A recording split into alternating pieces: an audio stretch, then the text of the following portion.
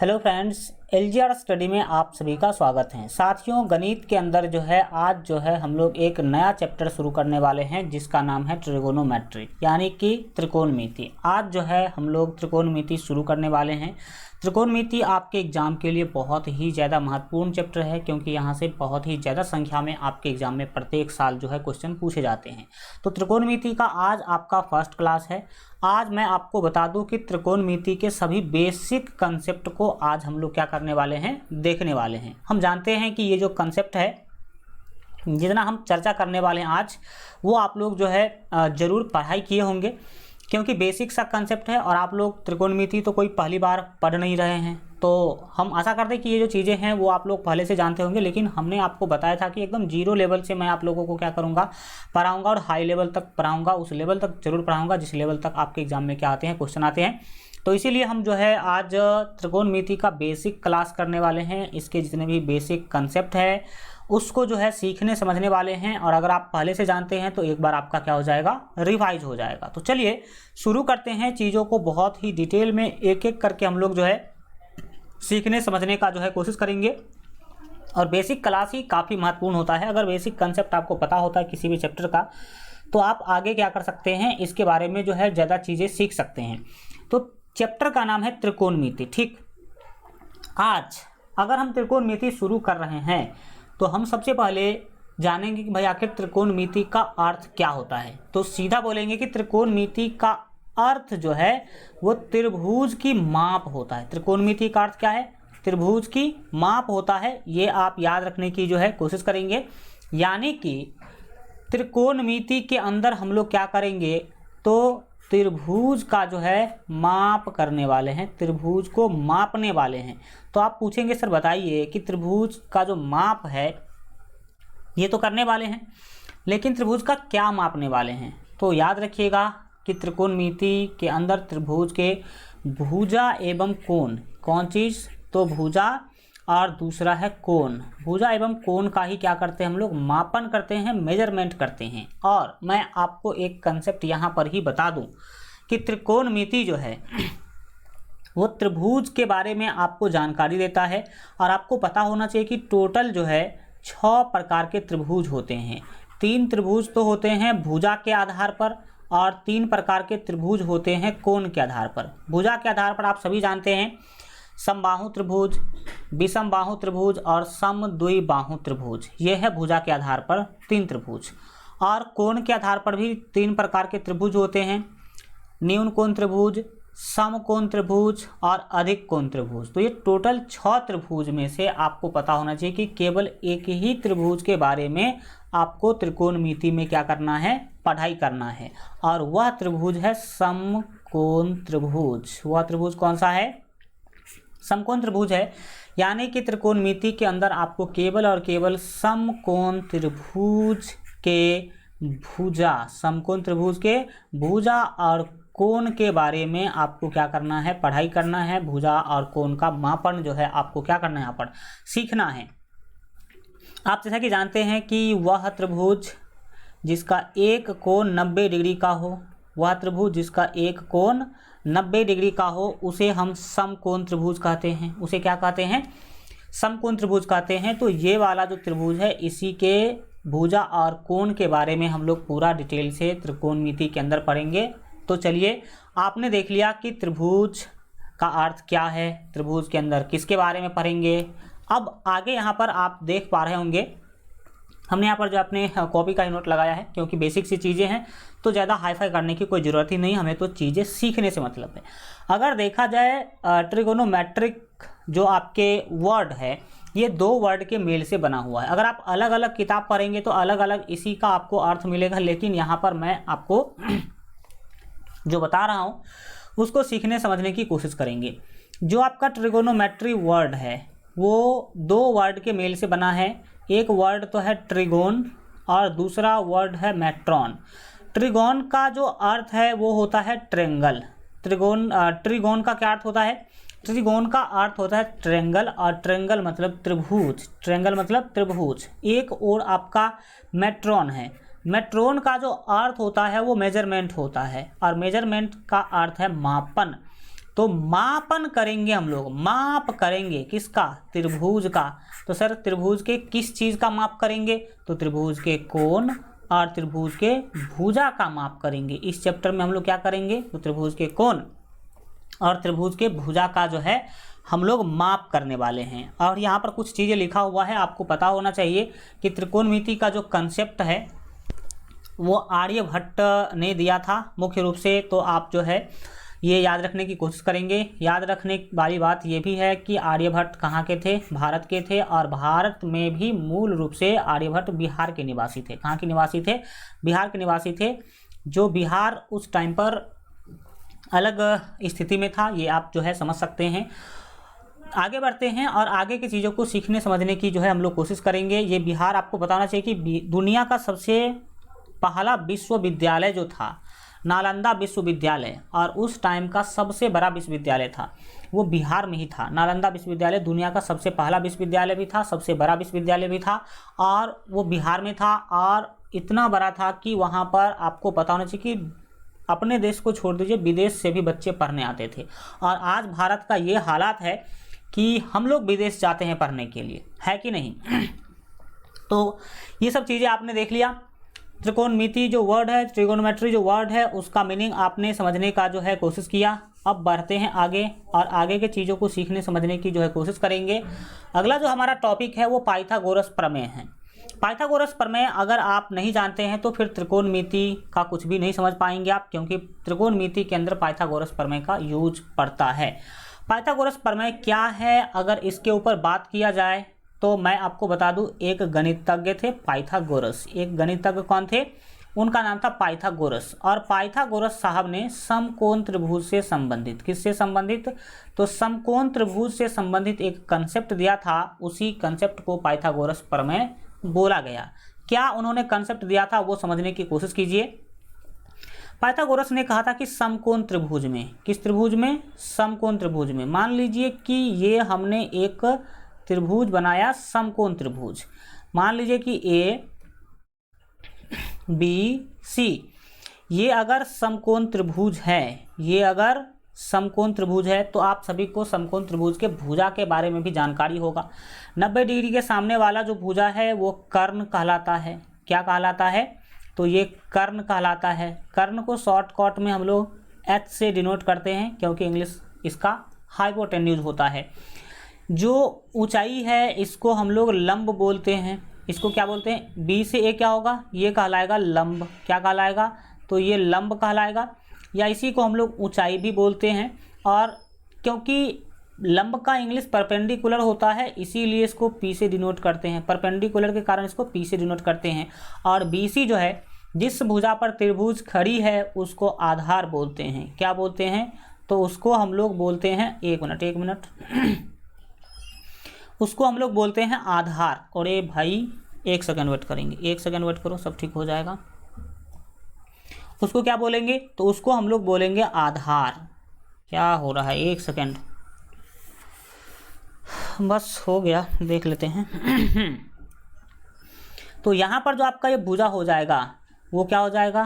तो ये सर जी आपका आधार हो जाएगा, ठीक। और आधार का इंग्लिश बेस होता है, इसीलिए इसको हम बी से क्या करेंगे? डिनोट करेंगे। तो आपने देख लिया कि जो समकोण त्रिभुज है उसका एक कोण 90 डिग्री का होगा और इसके तीनों भुजा का नाम भी स्पेशल होगा। 90 डिग्री के सामने वाले को कर्ण बोलेंगे, ऊंचाई को लंब बोलेंगे, और आधार, ये जिस भुजा पर त्रिभुज खड़ी है उसको आधार बोलेंगे।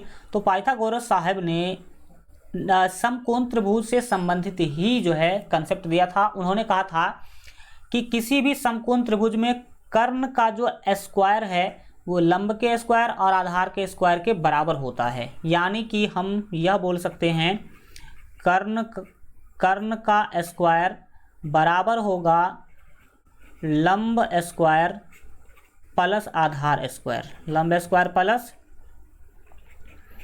आधार स्क्वायर, ये बात कहा था पाइथागोरस जी ने, ठीक। और ये बात सिद्ध भी किया था उन्होंने, केवल कहने से नहीं हुआ था, सिद्ध भी किया था। अगर इसी को हम लोग लिखने की बात करें तो कर्ण जो भुजा है उसको भुजा AC भी बोल सकते हैं। तो इसको AC का स्क्वायर, ठीक, बराबर जो है लंब है ए बी, तो लंब है आपका ए बी, तो हम ए बी का स्क्वायर बोल सकते हैं, और प्लस में आपका आधार है बी सी, तो हम बी सी का क्या कर सकते हैं, इसको स्क्वायर बोल सकते हैं। तो कर्ण स्क्वायर बराबर लंब स्क्वायर प्लस आधार स्क्वायर, इसी को ए सी स्क्वायर बराबर A B square plus B C square बोल सकते हैं। और अगर शॉर्टकट में देखने की बात करें तो आप लोग यहाँ पर देख सकते हैं कि कर्ण को हम लोगों ने h बोला है, तो हम इसको h का स्क्वायर बराबर जो है लंब को हमने p बोला है तो p स्क्वायर, और प्लस आधार को b बोला है तो हम इसको b स्क्वायर भी जो है बोल सकते हैं। और जनरली हम लोग शॉर्ट फॉर्म ही यूज करेंगे, क्योंकि आपका जो एग्ज़ाम है वो कॉम्पिटिटिव एग्ज़ाम है, इसमें लॉन्ग फॉर्म से हमें कोई मतलब नहीं है। ये तीनों के तीनों एक ही चीज़ हैं, लेकिन रूप अलग अलग है। तीनों के तीनों क्या है, एक ही चीज़ है, लेकिन रूप क्या है भाई साहब, अलग है। अब ये हो गया आपका पाइथागोरस प्रमेय। पाइथागोरस प्रमेय से आप क्या फ़ायदा ले सकते हैं, अगर त्रिभुज के अंदर कोई दो भुजा आपको दे दिया गया, तीसरा भुजा आपको अगर नहीं दिया गया और उस भुजा का ज़रूरत पड़ेगा त्रिकोणमिति का क्वेश्चन बनाते टाइम, तो आप पाइथागोरस प्रमेय का यूज कर सकते हैं। ये जो आपको एच स्क्वायर दिखाई दे रहा है, आप बताइए कि अगर हम इस एच स्क्वायर के, यहाँ पर जो एच स्क्वायर आपको दिखाई दे रहा है, इस एच स्क्वायर के ऊपर से अगर एच स्क्वायर हटा देंगे तो दाहिने में लग जाएगा रूट, दाहिने में क्या लग जाएगा रूट, और P square plus B square जो था वो इस तरह से एक फार्मूला आपको मिल जाएगा। जब कभी भी एच निकालने की बात आएगी तो आप एच बराबर फार्मूला यूज करेंगे root under P square plus B square.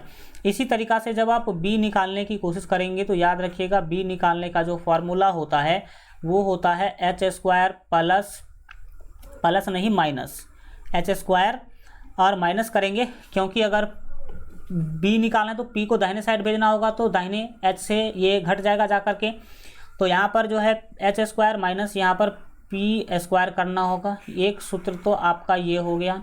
एक सूत्र आप और बना सकते हैं, बी निकालने का तो आपने लिख लिया, तो आप पी निकालने का सूत्र आप बना सकते हैं।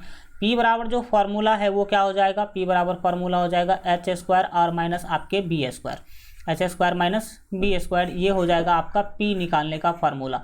तो बस ये और ये तीन हथियार है पाइथागोरस प्रमेय का, जो आपको बहुत ही ज़्यादा यूज करना पड़ेगा जो त्रिकोणमिति का क्वेश्चंस होगा उसको सॉल्व करने के लिए।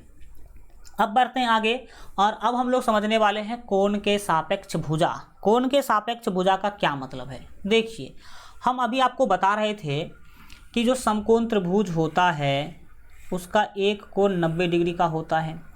अगर ये कोण 90 डिग्री का है तो इसके सामने वाला भुजा को कर्ण बोलेंगे। क्या बोलेंगे, कर्ण बोलेंगे।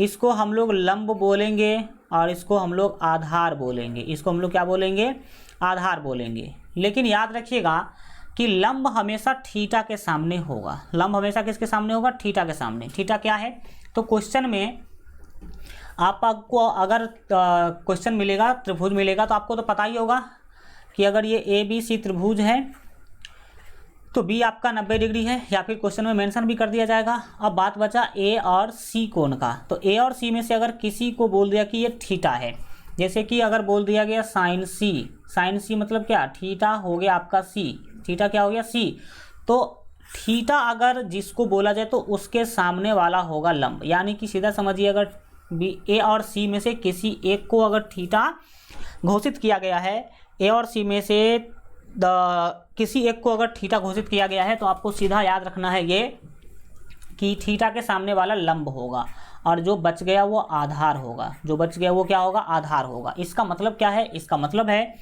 कि अगर थीटा बदलेगा तो लंब और आधार भी क्या हो जाएगा, बदल जाएगा। जैसे हम आपको बदल करके क्या करते हैं दिखाते हैं, आप समझने की क्या करेंगे, कोशिश करेंगे। मान लीजिए ये त्रिभुज है आपका ए बी सी, ये त्रिभुज क्या है, ए बी सी है।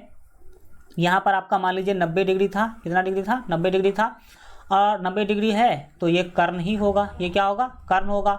लेकिन थीटा इस बार बोल दिया गया कि ए है, थीटा क्या बोल दिया गया, ए है। साइन सी ना बोल करके साइन ए बोल दिया गया। साइन ए का मतलब थीटा, इसने ए को मान लिया।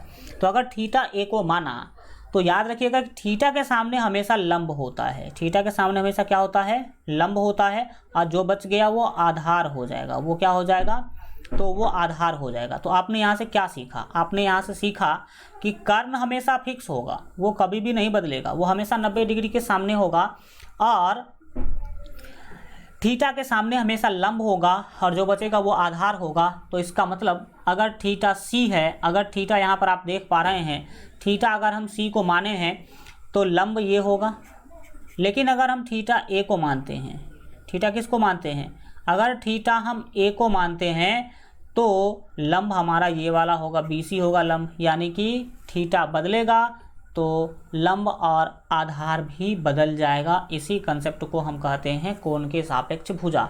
यहाँ पर एक हमने नोट लगा दिया है जिसको आप देख करके समझ सकते हैं। जो पहला फिगर है उसमें कोण C के सापेक्ष हमने दिखाया है और जो दूसरा फिगर है उसमें कोण A के सापेक्ष जो है भुजा को दिखाने का कोशिश किया है। यहाँ पर आप देख सकते हैं कि ABC एक त्रिभुज है, ये अगर 90 डिग्री है तो ये आपका कर्ण होगा, AC भुजा जो है क्या होगा, कर्ण होगा। और चूंकि थीटा यहाँ पर आप देख सकते हैं कि C के पास है, थीटा कहाँ है, C के पास है, तो C के सामने वाला जो भुजा है वो क्या होगा, लंब होगा। C के सामने वाला भुजा क्या होगा, लंब होगा। और जो बच गया वो आधार होगा, जो बच गया वो क्या होगा, आधार होगा। इसी चीज़ों को हम यहाँ पर दिखाए हैं, लेकिन यहाँ पर थीटा चेंज कर दिए हैं। देख सकते हैं ये ABC त्रिभुज आपको जो है दिखाई पड़ रहा होगा। इसमें 90 डिग्री के सामने यहाँ पर क्या होगा, कर्ण होगा। ये तो फिक्स आपको कर्ण H दिखाई दे रहा है। और थीटा इस बार हमने कर दिया A के पास। थीटा अगर A है तो थीटा के सामने ये वाला लंब कहलाएगा और ये वाला आधार कहलाएगा। तो कोण के सापेक्ष भुजा का क्या मतलब है कि थीटा बदलेगा तो लंब और आधार भी बदल जाएगा, लेकिन कर्ण यहाँ इसमें भी और यहाँ ही इसमें भी तो ये नहीं बदलेगा। याद रहेगा ये चीज़ें। आगे बढ़ जाएंगे और अगले चीज़ों को क्या करेंगे, सीखने समझने की कोशिश करेंगे। हम सबसे महत्वपूर्ण अब पढ़ने वाले हैं त्रिकोणमितीय अनुपात। इसी को हम लोग त्रिकोणमितीय निष्पत्तियाँ भी बोलेंगे और इसी को इंग्लिश में ट्रिगोनोमेट्रिक रेशियो बोला जाता है। क्या बोला जाता है, ट्रिगोनोमेट्रिक रेशियो बोला जाता है। तो आप समझिएगा ट्रिगोनोमेट्रिक रेशियो क्या है, इसका क्या मतलब होता है। तो चलिए सीखने समझने की जो है हम लोग शुरुआत करते हैं और आप ध्यान से देखने की क्या करेंगे, कोशिश करेंगे।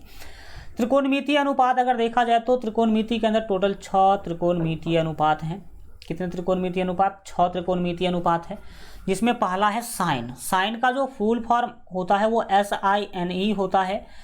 दूसरा है आपका कोसाइन, तीसरा को पढ़ेंगे टेंजेंट, चौथा को पढ़ेंगे कॉसकेंट, इसके बाद पांचवा को पढ़ेंगे सेकेंट और छठा को पढ़ेंगे कोटेंजेंट। इसका हम लोग फुल फॉर्म यूज नहीं करेंगे, शॉर्ट फॉर्म यूज करेंगे। साइन का जो शॉर्ट फॉर्म है वो SIN शुरू का 3 अक्षर लेंगे। कॉस का शॉर्ट फॉर्म COS शुरू का 3 अक्षर लेंगे। टेंजेंट का फुल फॉर्म TAN शुरू का 3 अक्षर लेंगे। कॉसकेंट का जो है अगर हम 3 अक्षर ही लेते हैं तो समस्या आ जाएगी, क्या हो जाएगी, COS हो जाएगी।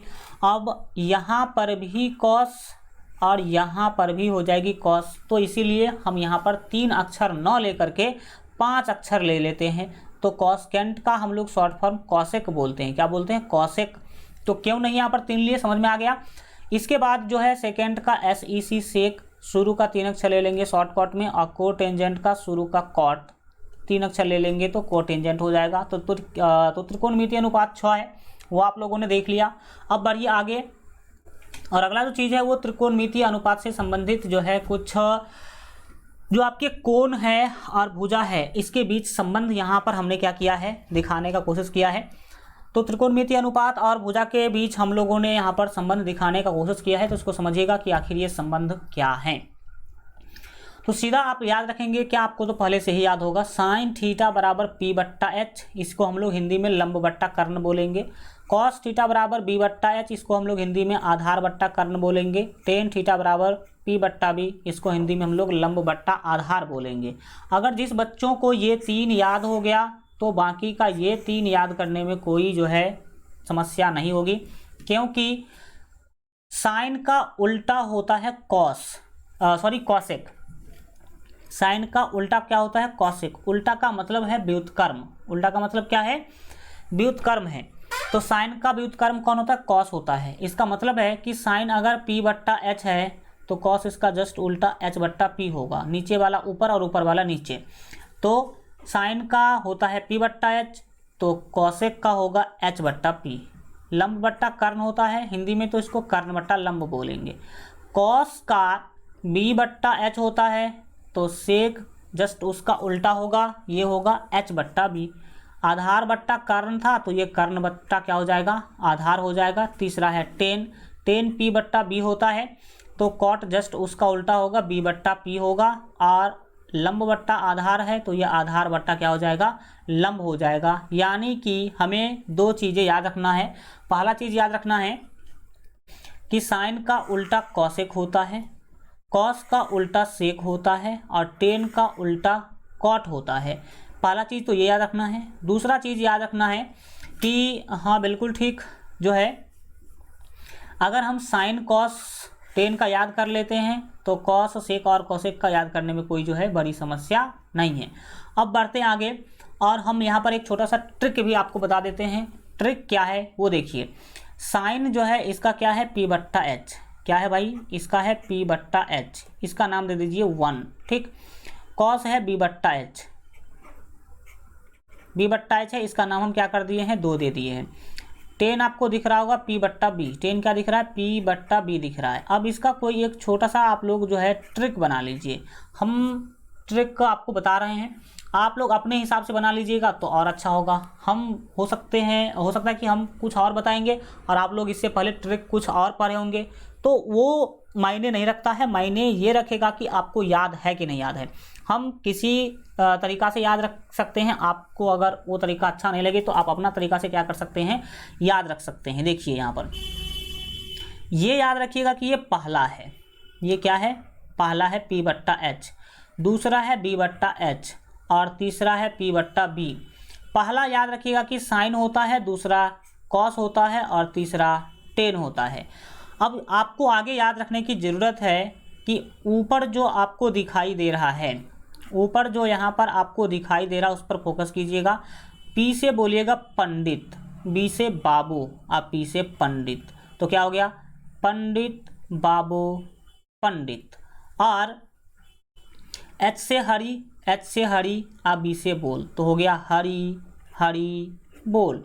कई लोग अलग अलग तरीका से इसको याद करते होंगे, जो भी तरीका आप याद करें हैं वही ठीक है। अगर आप इसको पचा पा रहे हैं तो इसको पचाइए, या नहीं तो जो आप पहले से याद करके रखे हैं उसी तरीका से याद रखिए, लेकिन याद रखिए, बस इतना ही मायने हमारा। अब इससे क्या होगा कि आप आराम से इस 3 को याद रख पाएंगे, और जिसको ये 3 याद रहेगा तो ये वाला 3 उसका उल्टा कर देंगे, बन जाएगा। उल्टा करने से क्या हो जाएगा, बन जाएगा, ठीक। अब बढ़ते हैं आगे, और अगला जो हमारा चीज़ है वो समझने वाले हैं, ये जो कि काफ़ी ज़्यादा महत्वपूर्ण है। मैं आपको बता दूं, वैसे इसमें थीटा का मान 0 डिग्री से लेकर के 90 डिग्री तक ही आज पढ़ेंगे, लेकिन अगले क्लास में थीटा का मान जो है 90 से भी आगे हम लोगों को पढ़ना पड़ेगा। तो 90 से आगे भी थीटा के जो वैल्यू है उसको भी हम लोग सीखने समझने की कोशिश करेंगे, लेकिन अभी तत्काल जो है आज के लिए बस इतना ही ये रखेंगे, मतलब थीटा का मान 0 से 90 के बीच वाला ही पढ़ेंगे। तो चलिए जानते हैं क्या है, कैसे है, नहीं है। यहाँ पर आपको sine cos tan cosec sec और कॉट दिया गया है, और इसमें 0 डिग्री 30 डिग्री 45 डिग्री 60 डिग्री और 90 डिग्री का वैल्यू दिया गया है। देखा जाए तो ये जो है वो साइन 0 डिग्री का वैल्यू है, ये अगर देखा जाए तो साइन 30 डिग्री का वैल्यू है। इसको अगर आप देखने की कोशिश करेंगे तो ये साइन 45 डिग्री का वैल्यू है, और ये वाला जो है ये वाला ये साइन 60 डिग्री का वैल्यू है, और ये साइन 90 डिग्री का वैल्यू है। इसी तरीक़ा से ये टेन जो है 0 डिग्री का, टेन 30 डिग्री का, टेन 45 डिग्री, टेन 60 डिग्री, और ये टेन जो है आपका 90 डिग्री का वैल्यू है। इसी तरीक़ा से आप यहाँ से लास्ट तक क्या कर सकते हैं, सिस्टम को समझ सकते हैं। अब इसको बच्चे क्या करते हैं, रटते हैं, जो कि रटने वाली चीज़ ये है ही नहीं। इसको आप आराम से क्या कर सकते हैं, समझ सकते हैं। ये समझने वाली चीज़ है, न कि रटने वाली चीज़ है। आपको मैं बताता हूँ कि आखिर ये बनता कैसे है, ठीक। आप पहले क्या करेंगे, रूट के अंदर भरेंगे, क्या भरेंगे, रूट के अंदर लिखेंगे 0/4। क्या लिखेंगे, तो आपको लिखना है 0/4, यहाँ पर लिखना है 0/4। यहाँ पर आपको रूट के अंदर क्या करना है, लिखना है 1/4। 1 क्या है, 4। यहाँ पर रूट के अंदर आपको क्या करना है, 2/4 लिखना है। 2 कितना लिखना है, 4। और यहाँ पर रूट के अंदर आपको 3/4 लिखना है और यहाँ पर रूट के अंदर 4/4 लिखना है, 4/4 लिखना है। अब ये अगर आप समझ गए तो फिर आपको इसे रटना नहीं पड़ेगा। अब देखिए समझने की कोशिश कीजिए, ये 0 के नीचे 4 आएगा तो ये जो वैल्यू है वो 0 हो जाएगा। क्या हो जाएगा? 0 हो जाएगा। और रूट 0 का मान होगा 0, तो आपको याद हो गया साइन 30 डिग्री का मान। अब देखो ऊपर में पहले जो सिस्टम है उसको समझने की कोशिश कीजिए हल्का एक बार, ताकि और आपका जो कंसेप्ट है वो क्लियर हो सके। तो ऊपर में देख रहे हैं कि सभी में रूट लगा है, चलो ठीक है याद हो गया। नीचे में सभी में 4 4 4 4 4 है, लेकिन ऊपर में 0 से लेकर के 4 तक गया है। 0 के बाद 1 2 3 4। तो सर ये तो ऊपर में हम समझ गए कि क्या सिस्टम लिया गया है, और इसी से आपका ये सारणी बना है। यहाँ पर जो 0/4 है, 0 को 4 से भाग देंगे तो ये हो जाएगा आपका 0, और रूट 0 का मान होगा 0। इस तरीक़ा से आपका साइन 0 डिग्री का मान 0 होता है। ठीक, इसके बाद यहाँ पर आपका 1/4 है। 1/4 का क्या मतलब है? ये रूट 1 बाहर आएगा तो हो जाएगा 1, और ये रूट 4 का मान होगा 2। तो इस तरीक़ा से यहाँ पर आपको जो है 1/2 मिला हुआ है। क्या मिला हुआ है? यहाँ पर आपको 1/2 कहाँ से आया? साइन 30 डिग्री का वैल्यू, वो हम आशा करते हैं कि आप लोग समझ पा रहे होंगे। जो आपका यहाँ पर चीज़ें हैं 1/2 वो कहाँ से आया वो आप समझे होंगे, क्योंकि रूट 1 का वैल्यू 1 और रूट 4 का वैल्यू 2 होता है। यहाँ पर समझिए फंडा क्या है। देखिए 2 का 2 और 2 दूना 4, इसको काट सकते हैं, बिल्कुल काट सकते हैं। तो ये जो 1 है उसका वैल्यू तो 1 हो जाएगा, लेकिन रूट 2 रूट से बाहर नहीं निकलता, इसीलिए नीचे में रूट 2 क्या करना पड़ा है, हमें लिखना पड़ा है। यहाँ पर भी वही चीज़ें हैं, रूट 3 बाहर नहीं निकलेगा तो यहाँ पर सीधे रूट 3 लिख दिया गया है, और रूट 4 का मान होता है 2, तो यहाँ पर 2 लिख दिया गया है। 4 से 4 को भाग करेंगे 1 होगा, और रूट 1 का मान होता है 1। रूट 1 का मान कितना होता है? 1 होता है। इसके अनुसार आप लोगों ने क्या किया? तो आप लोगों ने यहाँ पर देखा, क्या देखा? तो इसके अनुसार आप लोगों ने देखा कि साइन का जो वैल्यू है वो कैसे बनता है, और जिस बच्चा को साइन का वैल्यू याद हो गया तो इसके आगे का वैल्यू हम आराम से क्या कर सकते हैं? याद कर सकते हैं। इसके आगे का वैल्यू कैसे याद करेंगे उस पर आप फोकस करने की कोशिश कीजिए। देखो रटना कभी भी नहीं है, इसके आगे के वैल्यू पर हम लोग क्या करेंगे? हल्का फोकस करेंगे, आपको आराम से जो है समझ में आ जाएगा। हल्का इसको हम सेव कर देते हैं ताकि फिर हमें आगे कभी ऐसा दिक्कत नहीं आएगा। ठीक है, देखो अब देखिए, जिसको साइन का वैल्यू याद हो गया, आप साइन को जस्ट क्या कर दो, ऐसे मान लो कि साइन ऐसे लेटा हुआ था इधर मुंडी करके, आप साइन को इधर मुंडी करके क्या कर दो? लेटा दो। यानी कि जो साइन 90 डिग्री का वैल्यू है वो आ जाएगा कॉस 0 डिग्री में। जो साइन ये 60 डिग्री का वैल्यू है वो आ जाएगा कॉस 30 डिग्री में, और जो साइन 45 का मान है वो तो कॉस में भी 45 ही रहेगा, और जो साइन 30 डिग्री का मान है वही आ जाएगा कॉस 60 डिग्री में, और जो साइन आपके जो 0 डिग्री में है वही आ जाएगा कॉस 90 डिग्री पर। तो मतलब जो इधर की ओर था हमने उसको घुमा के इधर कर दिया, तो आपको कॉस भी क्या हो गया? याद हो गया। तो जो साइन है वही कॉस है, बस इसका मुंडी इधर से इधर कर दिया गया है। मतलब समझ में आ गया होगा।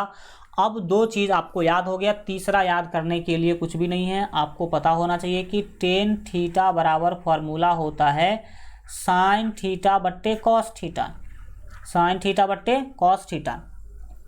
यानी कि अगर आपको टेन 0 डिग्री का मान चाहिए तो आप साइन 0 डिग्री के मान को जो है भाग दे दीजिए कॉस 0 डिग्री के मान से। तो 0 को आप 1 से भाग दीजिएगा तो 0 मिलेगा। ठीक उसी तरीक़ा से आप 1/2 को रूट 3/2 से भाग देंगे तो 1/, यहाँ पर आपका क्या मिल जाएगा? तो 1/, यहाँ पर जो है रूट 3 मिलेगा। फिर आप 1/√2 को 1/√2 से भाग देंगे, यानी कि सेम संख्या को सेम संख्या से भाग दे रहे हैं, तो यहाँ पर 1 मिलेगा, क्योंकि आपने साइन 45 डिग्री को कॉस 45 डिग्री से भाग दिया तो आपको 1 मिला। तो टेन तो होता ही है साइन थीटा बट्टा कॉस थीटा। इसके साथ √3/2 को 1/2 से भाग देंगे तो ये √3 बचेगा, क्योंकि इस 2 से ये वाला 2 कट जाएगा, यानी कि कैंसिल हो जाएगा। ठीक, इस तरह से अब आप 1 को जब 0 से भाग देंगे तो ये होगा अपरिभाषित। क्या होगा? अपरिभाषित। आपको पता होगा, अगर आपने परिमेय संख्या का परिभाषा पढ़ा होगा तो आपको जरूर पता होगा कि क्या पता होगा, अगर आपने परिमेय संख्या का परिभाषा पढ़ रखा होगा तो आपको पता होगा कि जो ये होते हैं, मतलब परिमेय संख्या होते हैं, वो P/Q के रूप में होता है, लेकिन Q जो है वो कभी भी 0 के बराबर नहीं होता है। लेकिन यहाँ पर नीचे में क्या आ गया? 0 आ गया। नीचे में 0 आने का मतलब इसका कोई भी परिभाषा नहीं है, वो अपरिभाषित होता है। तो इसीलिए जो 10 आपके 90 डिग्री का वैल्यू है वो हो गया अपरिभाषित। क्या हो गया? अपरिभाषित हो गया, क्योंकि आपने यहाँ पर 1 को 0 से भाग दिया, साइन को कॉस से भाग दिया। 1 को 0 से भाग देंगे तो इसका कोई मान ही नहीं मिलेगा, अपरिभाषित होगा। तो आप लोगों ने देख लिया कि अपरिभाषित क्या होता है, कैसे होता है। अब भैया आपको तो पता ही है, साइन कॉस टेन आपने याद कर लिया, तो कॉसेक आप सभी को पता है कि ये उल्टा होता है साइन का। साइन का उल्टा कौन होगा? कॉसेक होगा। उल्टा का मतलब क्या है? साइन 0 डिग्री का वैल्यू 0 है तो हम 0 को हम 0/1 बोलेंगे, तो ये है साइन 0 डिग्री का वैल्यू। इसको उल्टा करेंगे तो ये हो जाएगा 1/0। उल्टा कर दिए। अब 1/0 का वैल्यू अपरिभाषित होता है, इसी कारण से यहाँ पर देखेंगे अपरिभाषित है।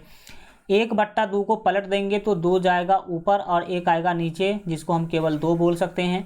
1/√2 को पलटेंगे तो √2 आ जाएगा, 1 नीचे आएगा तो उसका कोई वैल्यू नहीं है। √3/2 को पलटेंगे तो 2/√3 आएगा। 1 को पलटेंगे, 1 का मतलब 1/1 होता है, तो फिर 1/1 यानी कि 1 ही होगा। तो 1 को पलटने से आपको 1 ही मिलेगा। तो आपने देखा कि क्या होता है, साइन का उल्टा कॉसेक होगा, कॉस का उल्टा सेक होगा, और टेन का उल्टा उसी प्रकार से कॉट होगा। तो इस तरह से आप इस सारणी को क्या कर सकते हैं? आराम से आत्मसात कर सकते हैं, याद कर सकते हैं। अब हम लोग आगे बढ़ते हैं और अब हम लोग पढ़ने वाले हैं पूरक कोणों के त्रिकोणमितीय अनुपात। तो सीखिए पूरक कोण के त्रिकोणमितीय अनुपात क्या होते हैं। वह पूरक कोण होता क्या है? तो वह दो कोण जिसका योग 90 डिग्री हो उसे कहते हैं पूरक कोण। वह दो कोण जिसका योग 90 डिग्री हो उसे क्या कहते हैं? पूरक कोण कहते हैं। तो आप देख पा रहे होंगे पूरक कोण का त्रिकोणमितीय अनुपात क्या होता है। तो पूरक कोण का सीधा सीधा त्रिकोणमितीय अनुपात यहाँ पर देख सकते हैं, sine 90 degree minus theta cos theta होगा। इसके बाद जस्ट इसका उल्टा ये होगा, cos 90 degree minus sine theta, tan 90 degree minus theta cot theta, और cot 90 degree minus theta tan theta. इसके बाद sec 90 degree minus theta cosec theta, और cosec 90 degree minus theta sec theta होगा। यानी कि आपको इधर वाला 3 याद कर लेना है, इधर वाला 3 आपको अपने ही क्या हो जाएगा? याद हो जाएगा, क्योंकि sine 90 degree minus theta cos theta होता है तो cos 90 degree minus theta sine theta होगा। जस्ट इसका उल्टा है, tan 90 degree minus theta cot theta तो cot 90 degree minus theta tan theta, sec 90 minus theta cosec theta तो cosec 90 minus theta sec theta होगा। यही है आपका पूरक कोणों के त्रिकोणमितीय अनुपात। हम आपको एक बार ये इसीलिए दिखा देना चाहते हैं कि अगर कहीं भी आपको एग्जाम में ज़रूरत पड़े इस चीज़ों का, तो आपको ये नहीं लगना चाहिए कि ओहो सर तो ये नहीं पढ़ाए हैं। ठीक, ये मेरा लक्ष्य है, और जब तक हम 100% पढ़ाएंगे नहीं तब तक 100% रिजल्ट भी नहीं होने वाला। इसीलिए मेरा लक्ष्य होता है कि छोटे से छोटे चीज़ों पर भी हम डिस्कशन करें, ताकि बच्चों को ये नहीं लगना चाहिए कि ये क्वेश्चन एग्जाम में आया था, इससे संबंधित क्वेश्चन एग्जाम में था लेकिन सर बताए नहीं थे, इसी कारणों से। अब एक मिनट कुछ अनुपात और भी सीख लीजिए। जैसा कि अभी हम आपको बता रहे थे कि टेन थीटा बराबर होता है साइन थीटा बट्टा कॉस थीटा। उसी तरीक़ा से याद रखेंगे, जस्ट इसका उल्टा होगा, कॉट थीटा बराबर कॉस थीटा बट्टा साइन थीटा, कॉस थीटा बट्टा साइन थीटा। टेन का एक ये वाला फार्मूला बहुत सारा कम लोग जानता है, जानिए ये वाला फार्मूला टेन का क्या है। टेन थीटा बराबर सेक थीटा बट्टा कॉसेक थीटा। कहीं भी सेक थीटा बट्टा कॉसेक थीटा है तो आप उसको टेन थीटा लिख सकते हैं। और यहाँ पर आप कॉट थीटा बराबर कॉसेक थीटा कॉसेक थीटा बट्टा सेक थीटा, ये इसका जस्ट उल्टा, इसका जस्ट आपका जो है डायरेक्टली नहीं, इनवर्सली प्रोपोर्शनल। ठीक, अब इस सब को याद रखने के साथ साथ अब आप यहाँ पर आ जाइएगा त्रिकोणमितीय सर्व समीकरणे पढ़ने के लिए। क्या पढ़ने के लिए? तो त्रिकोणमितीय सर्व समीकरणे पढ़ने के लिए आ जाइए। त्रिकोणमितीय सर्व समीकरण बहुत ही सिंपल है, समझने की कोशिश कीजिएगा तो आराम से आप समझ जाइएगा। नहीं समझने वालों के लिए तो सब चीज़ भारी है, लेकिन समझने वालों के लिए सब चीज़ क्या है? आसान ही है। अरे भाई एक मिनट ये सब पढ़ चुके हैं, ये सब पढ़ चुके हैं हम लोग, पढ़ चुके हैं। अच्छा कुछ छूट रहा है तो आप टेंशन मत लेना, हम उसको पूरा कंप्लीट करवा देंगे। आज ये बेसिक वाला क्लास कंप्लीट ही होगा, किसी भी कीमत पर हो, लेकिन होगा तो कंप्लीट होगा। चलिए त्रिकोणमितीय सर्व समीकरणे पढ़िए। क्या है? 3 सर्व समीकरणे मेन हैं और इसी 3 से ये 4 12 सर्व समीकरणे बने हैं। तो आइए समझते हैं सबसे पहले पहला को। Sine square theta plus cos square theta बराबर 1 होगा। अब ये जो फार्मूला है ये मेन है, इसी से ये 4 बने हैं। तो आइए देखते हैं ये 4 कैसे बने हैं। यहाँ पर था sine square theta plus cos square theta. हमने क्या किया? साइन स्क्वायर थीटा को बाएं रखा, दाहिने में जो 1 था उसको 1 यहाँ पर लिख लिया हमने, और ये जो कॉस स्क्वायर थीटा है इसको दाहिने भेज दिया तो ये हो गया दाहिने में जाकर के माइनस कॉस स्क्वायर थीटा। क्या हो गया? Minus cos square theta. तो यहाँ से आपका एक फार्मूला बन गया, साइन स्क्वायर थीटा बराबर 1 माइनस कॉस स्क्वायर थीटा। ये फार्मूला बना कि नहीं? बिल्कुल सर बन गया। अब अगले वाले यहाँ पर हमने क्या किया कि यहाँ जो आपको स्क्वायर दिखाई दे रहा है इस स्क्वायर को हटा दिया, और जब हमने स्क्वायर को हटाया तो आपको पता है कि बाएं से अगर स्क्वायर हटाएंगे तो दाहिने में रूट लग जाएगा। तो दाहिने में 1 माइनस कॉस स्क्वायर थीटा था, 1 माइनस कॉस स्क्वायर थीटा के ऊपर हमने रूट चढ़ा दिया। ठीक, इस तरीका से आपका जो ये तीसरा जो है आपका सर्व समीकरण वो भी बन गया। चौथा में यहाँ पर हमने क्या किया है, तीसरा में यहाँ पर हमने क्या किया है, यहाँ पर साइन स्क्वायर को बाएं में रखे थे, इस बार कॉस स्क्वायर को बाएं में रख लिए। कॉस स्क्वायर को बाएं में रखेंगे, दाहिने में 1 था 1, और ये साइन स्क्वायर थीटा दाहिने गया तो माइनस साइन स्क्वायर थीटा हो गया। इस तरीका से हमारा एक फार्मूला बना कॉस स्क्वायर थीटा बराबर 1 माइनस साइन स्क्वायर थीटा। अब अगला में हमने कुछ नहीं किया, बस यहाँ पर जो आपको स्क्वायर दिख रहा है इसी स्क्वायर को हमने गायब कर दिया। स्क्वायर जैसे हटाएंगे, दाहिने में 1 माइनस साइन स्क्वायर थीटा था, उस पर केवल रूट लग गया, उस पर केवल क्या लग गया है? रूट लग गया है। इसी तरीका से ये 4 और ये 4 भी बने हुए हैं। तो आइए एक्सप्लेन कर देते हैं। ये जो चीज़ आपको दिखाई दे रहा है sec square theta minus tan square theta बराबर 1, ये मेन फार्मूला है। इसी से आपका अगला सारा का सारा फार्मूला बना है, जो कि आप देख सकते हैं कि सेक स्क्वायर थीटा बराबर 1 प्लस टेन स्क्वायर थीटा, क्योंकि हमने टेन स्क्वायर को दाहिने भेजा तो ये बना होगा। ठीक, क्योंकि सेक स्क्वायर को हमने बाएं रखा, 1 जो था वो 1 रहा ही रहा, माइनस टेन स्क्वायर दाहिने गया तो प्लस टेन स्क्वायर हो गया। इस तरीका से हमारा जो दूसरा फार्मूला है वो बन गया। अगली बार इसी स्क्वायर को हटा दिए तो केवल सेक थीटा बच गया, दाहिने में 1 प्लस टेन स्क्वायर था तो ये 1 प्लस टेन स्क्वायर, और ये स्क्वायर जैसे ही आपने हटाया तो दाहिने में रूट लगाना पड़ा। मुझे क्या लगाना पड़ा? रूट लगाना पड़ा। इस तरीका से टेन स्क्वायर थीटा बराबर सेक स्क्वायर थीटा माइनस 1 और टेन थीटा बराबर root under sec square theta minus 1 आप याद रखने की कोशिश करेंगे। अगला जो तीसरा जो सर्व समीकरण है वो है कॉस COS, हाँ सॉरी क्षमा कीजिएगा इसके लिए, हल्का 1 मिनट आप दीजिएगा, हमें पानी पी लेते हैं।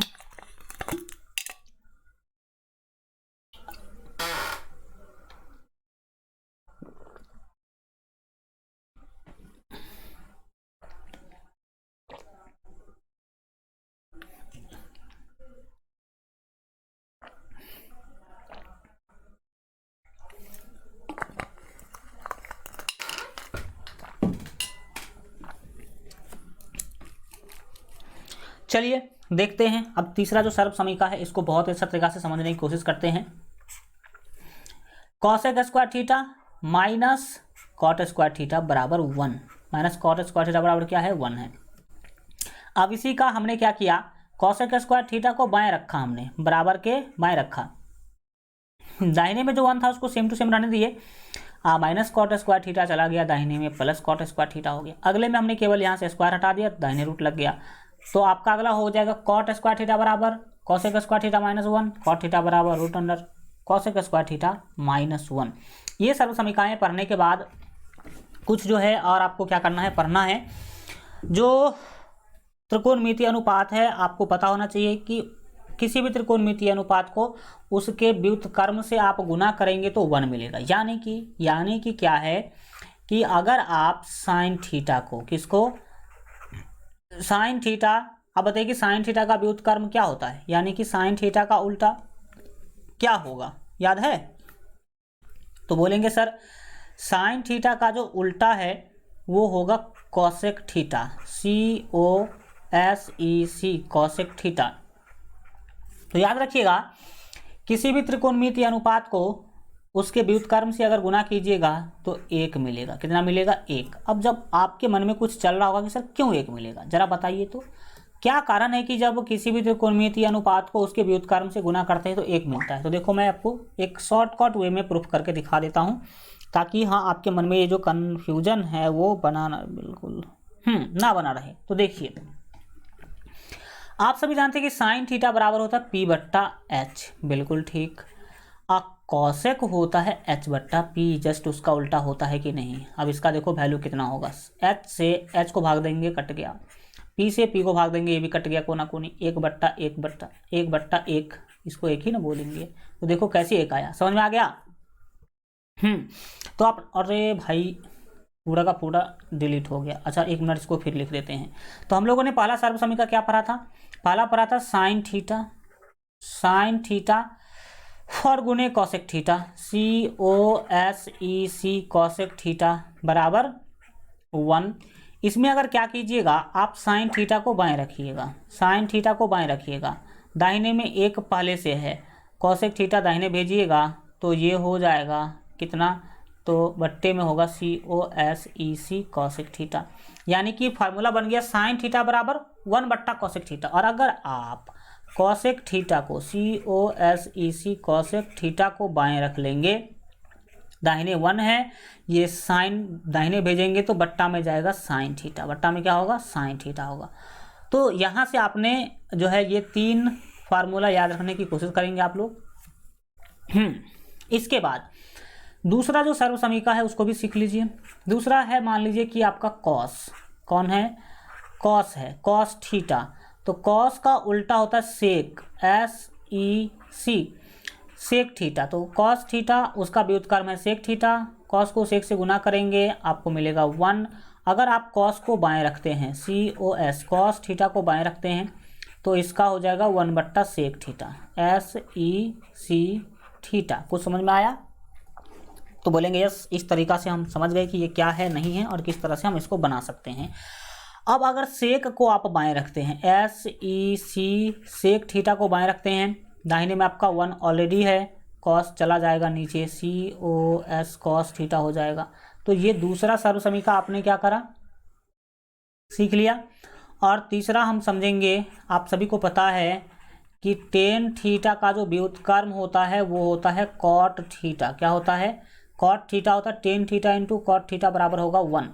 अब आप टेन को अगर बाएं रखेंगे, टेन थीटा को अगर आप बाएं रखते हैं, टेन थीटा को बाएं रखते हैं तो 1 दाहिने में पहले से है, कॉट चला जाएगा इसके नीचे में, कॉट थीटा हो जाएगा। तो टेन थीटा बराबर 1/कॉट थीटा फार्मूला बन गया। अगर कोई व्यक्ति कॉट को बाएं रखेगा, कॉट थीटा को बाएं रखेगा तो 1/टेन थीटा उनको मिलेगा, 1/ क्या मिलेगा, टेन थीटा मिलेगा। तो इस तरीका से आप ये 3 जो सर्व समीकरण हैं इसको भी याद रखने की कोशिश करें, क्योंकि अगर जहाँ पर यूज पड़ेगा तो हम यूज करेंगे और इसको यूज करेंगे। और अगर आप नहीं देखे रहेंगे तो आप अचंभित होंगे, क्यों सर सेक लिखा हुआ था, आप वहाँ पर 1/कॉस कैसे लिख दिए। तो इसी कारण से हमने आज इसको क्या कर दिया, आपको बता दिया है। अब ये जो है बेसिक कंसेप्ट आपका क्लियर हो गया। इससे आगे की चीज़ों को हम लोग अगले क्लास में क्या करेंगे, सीखेंगे, समझेंगे, पढ़ेंगे। तब तक आज के लिए इतना ही रखते हैं। आशा करते हैं कि क्लास आपको अच्छा लगा होगा। Thank you so much. मिलेंगे हम लोग फिर अगले क्लास में, तब तक अपना ख्याल रखिए और LGR स्टडी देखते रहिए। Goodbye, take care.